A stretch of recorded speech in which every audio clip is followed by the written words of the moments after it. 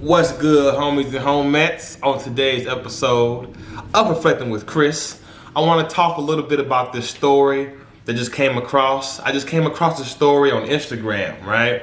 When I first saw this story, I thought the shit was made up. Not gonna say made up, but I thought it was exaggerated, because sometimes you'll see a story like maybe on Vlad, TMZ, or whatever.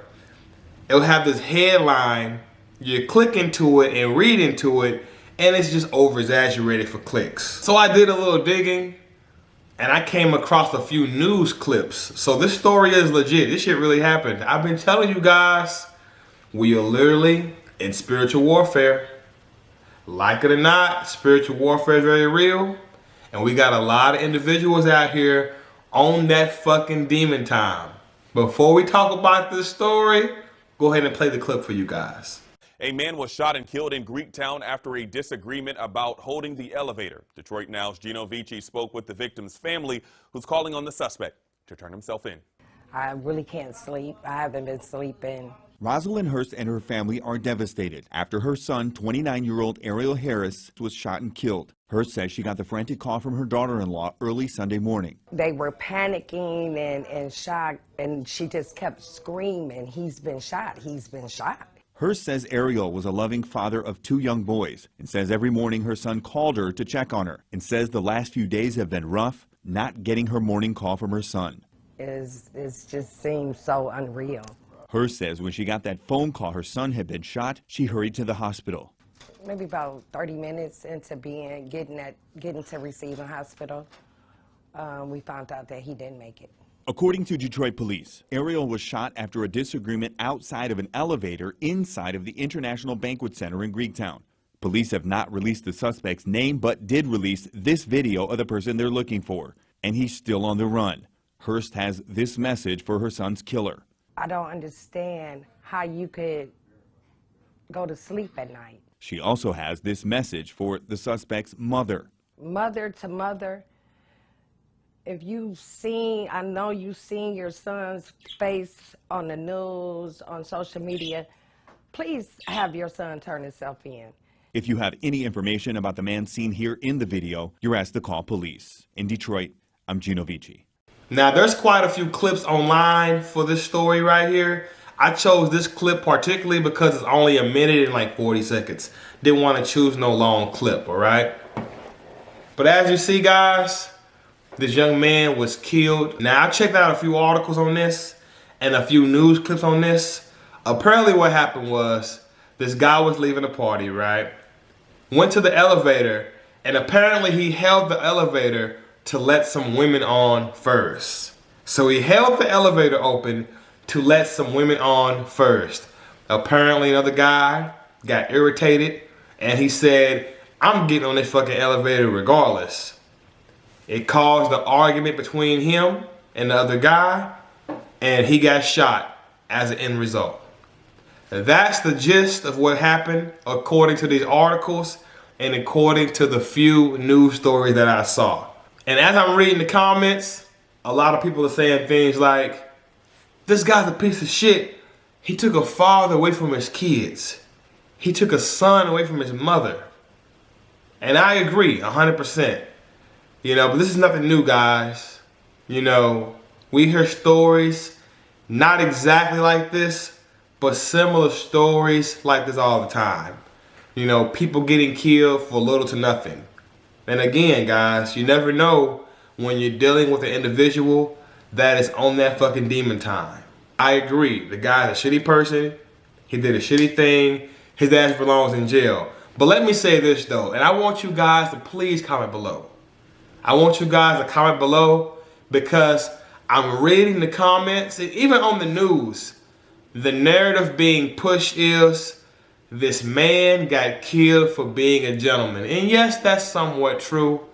But what happened was a man got killed arguing with an asshole. Point blank period. Yes, the whole gentleman situation, holding the elevator open, may have been the catalyst that sparked the argument. But let's just break shit down to the numbers.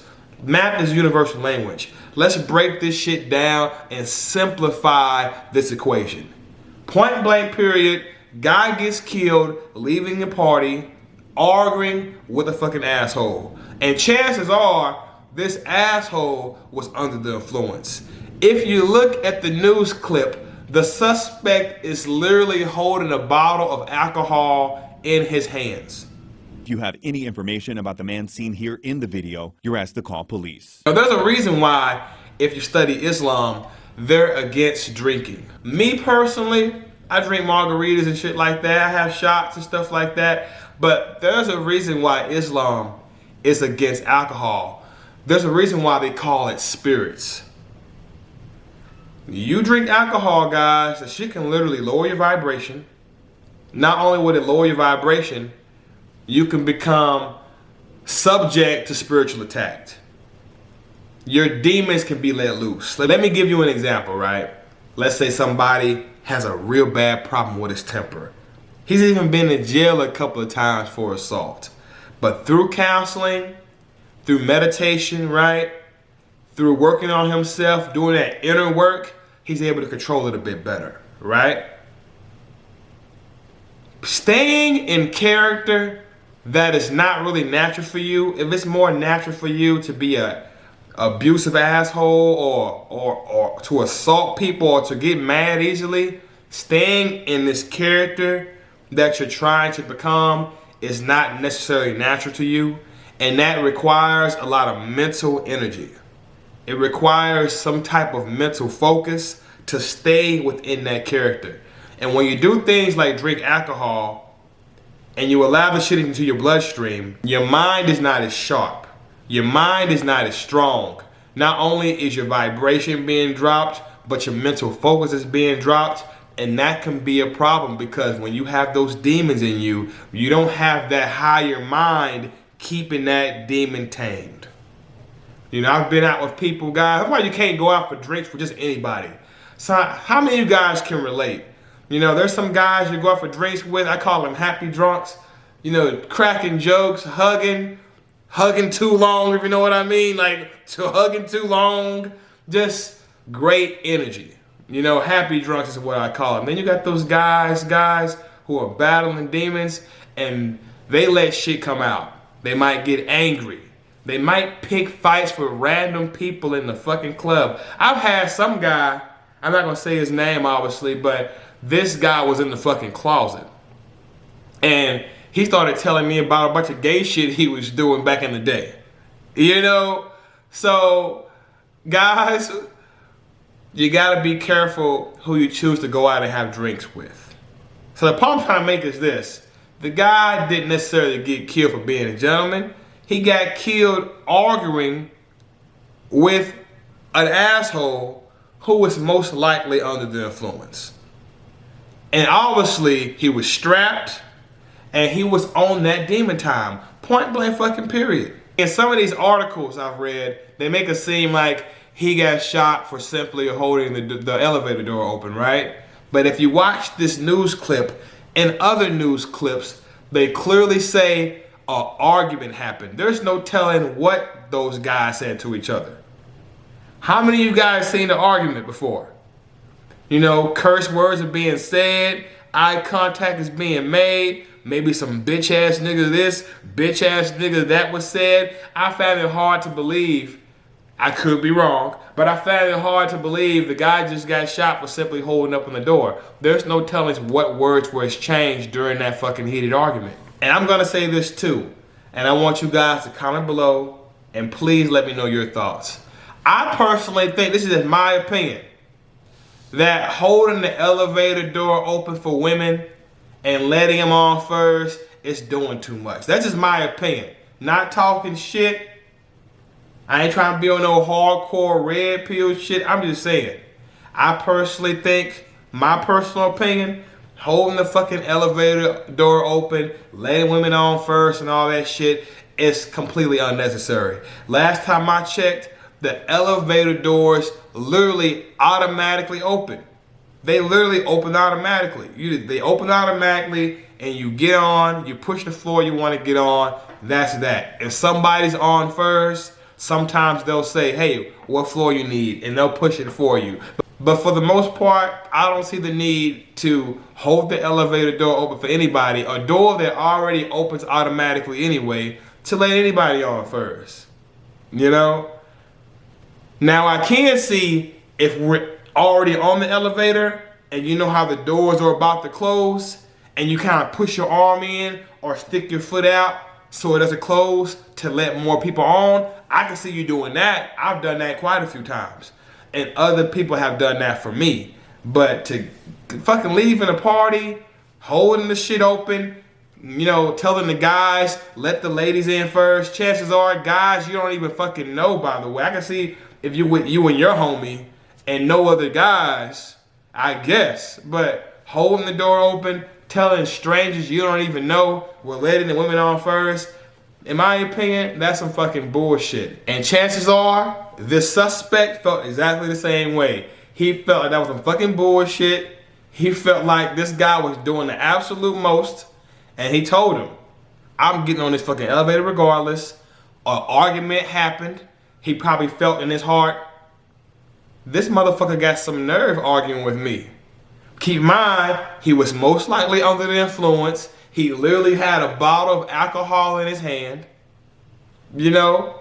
See, I look at this shit from both sides. You know, I'm not only looking at this shit from the victim side, but I'm looking at this shit from the suspect side as well. You know, I'm not trying to, but I can't help it. You gotta understand, guys, I've been to prison twice. And I don't really like talking about my past like that because I'm not necessarily proud of being to prison fucking twice. I was raised much better than that. But one thing that experience has taught me was how to see things from other people's point of view. I've been locked up with fucking guys who were in there for statutory rape, aggravated rape, simple robbery, aggravated robbery, selling drugs, you name it. You know, I've heard so many stories. I've worked out with different kinds of people. I've had dinner with different type of people. I've worked with different kinds of people, and you'll be surprised of the conversations you have with people, and it just expands your mind. And you know, it allows me to see things from certain points of view, from different perspectives. And again, this guy did not deserve to die. In my opinion, a gun should never be pulled out unless you truly feel like your life is threatened. A gun should never be pulled out unless you're trying to neutralize a threat that can endanger your life or cause you some kind of bodily harm. But guys, another thing I learned in prison, everybody don't play by the same motherfucking rules. There are some people out here, believe it or not, I know it's hard to believe. It's not the mass majority of people, but these small percentage of people do exist. Some people don't give a fuck about these laws of the land.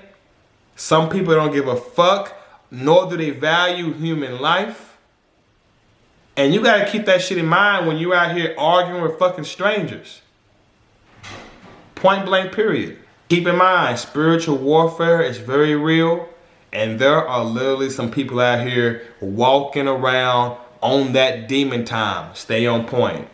Don't forget to like my shit, comment, subscribe, holla back at your boy. Peace.